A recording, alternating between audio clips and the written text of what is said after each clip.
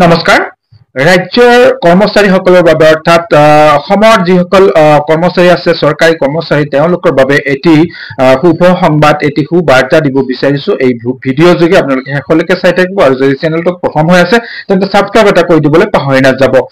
নিশ্চয় স্ক্ৰীনত আপোনালোকে চাই আছে 2% মৰগীয়া বানচ বৃদ্ধি ৰাজ্য কৰ্মচাৰীৰ। ৰাজ্যৰ চৰকাৰী কৰ্মচাৰী আৰু পেঞ্চনাৰসকলৰ বাবে সুখবৰ কঢ়িয়াই আনিছে মুখ্যমন্ত্ৰীৰ এক ঘোষণাই। 2025 চনৰ 1 জানুৱাৰীৰ পৰা কাৰ্যকৰী হ'ব পৰাকৈ চৰকাৰী কৰ্মচাৰী আৰু পেঞ্চনাৰসকলৰ ডিয়াৰনেছ এলায়েন্স ডিএ অৰ্থাৎ মৰগীয়া বানচ 2% বৃদ্ধিৰ বাবে অসম কেবিনেটে অনুমোদন জনাইছে। আজি এই সিদ্ধান্ত সদৰি কৰিছে মুখ্যমন্ত্ৰী ডক্টৰ হিমন্ত বিশ্ব শৰ্মাই। কেবিনেট বৈঠকৰ অন্তত সাংবাদিকক অৱগত কৰি মুখ্যমন্ত্ৰী শৰ্মাই উল্লেখ কৰে যে ৰাজ্যখনে হাজাৰ হাজাৰ হিতাধিকাৰীৰ বাবে আৰ্থিক সকাহ নিশ্চিত কৰাৰ সিদ্ধান্ত ঘোষণা কৰিছে। তেওঁ লগতে কয় যে এইবাৰ ৰঙালী বিহুৰ আগতেই দৰমহা লাভ কৰিব কৰ্মচাৰীসকলে। বিহুৰ পূৰ্বে কৰ্মচাৰীসকলৰ দৰমহাত সংশোধিত মৰগীয়া বানচ সংযোজন কৰিব বুলিও তেওঁ কয়। তদুপৰি ৰাজ্যখনে এপ্ৰিল আৰু মে মাহৰ জানুৱাৰীৰ পৰা মাৰ্চ মাহৰ বকেয়া ধন প্ৰদান কৰিব বুলিও মুখ্যমন্ত্ৰীয়ে কয়।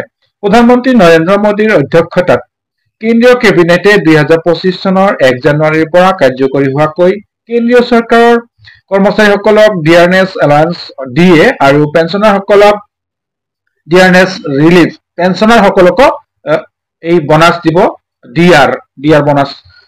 ডিআৰৰ অতিৰিক্ত কিস্তি মুকলি কৰাৰ বাবে অনুমোদন জনোৱাৰ পিছতে এই পৰিস্থিতিৰ সৃষ্টি হৈছে, যিটোৱে মূল্যবৃদ্ধি ক্ষতিপূৰণৰ বাবে বৰ্তমানৰ বেচিক পে বা পেঞ্চনৰ 53% হাৰৰ তুলনাত 2% বৃদ্ধি নিশ্চিত কৰিছে। হয়, যদি বিহুৰ আগতে মৰগীয়া বানচটো পায়, নিশ্চয়কৈ কৰ্মচাৰীসকলে উপকৃত হোৱাটো খাটাং। যিহেতুকে 2% কম নহয়, 2% মৰগীয়া বানচ বৃদ্ধি হলেও যদি তেওঁলোকে লাভ কৰিব পাৰে এই বিহুৰ বতৰত, কিন্তু সকলো শ্ৰেণীৰ কৰ্মচাৰীৰ বাবে এটা ভাল উপকাৰত আহিব এই মৰগীয়া বানচখিনি।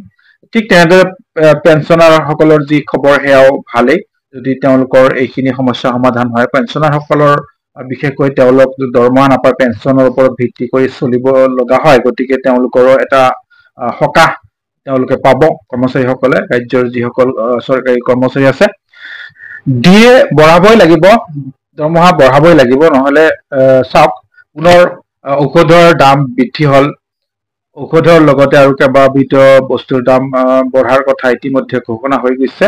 গতিকে এনেহেন মূল্যবৃদ্ধিৰ সময়ত যদি দৰমহা নাবাঢ়ে বা হাজিৰা নাবাঢ়ে, তেনেহলে মানুহ চলিব নোৱাৰা হ'ব। গতিকে কৰ্মচাৰীসকলৰ দৰমহা ডিএ এইবিলাক বঢ়াবই লাগিব। যি কি নহওক, পৰৱৰ্তী আন এটি ভিডিঅ'ত লগ পোৱাৰ আশাৰে আজিলৈ ইমানতেই। ধন্যবাদ। জয় আই অসম।